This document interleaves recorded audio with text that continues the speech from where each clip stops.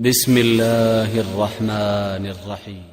قال سننظر أصدقت أم كنت من الكاذبين اذهب بكتابي هذا فألقه إليهم ثم تول عنهم فانظر ماذا يرجعون. قالت يا أيها الملأ إني ألقي إلي كتاب كريم إنه من سليمان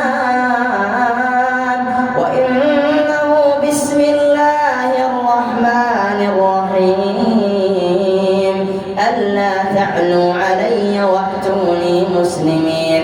قالت يا أيها الملأ أفتوني في أمري ما كنت قاطعة أمرا حتى تشهدون.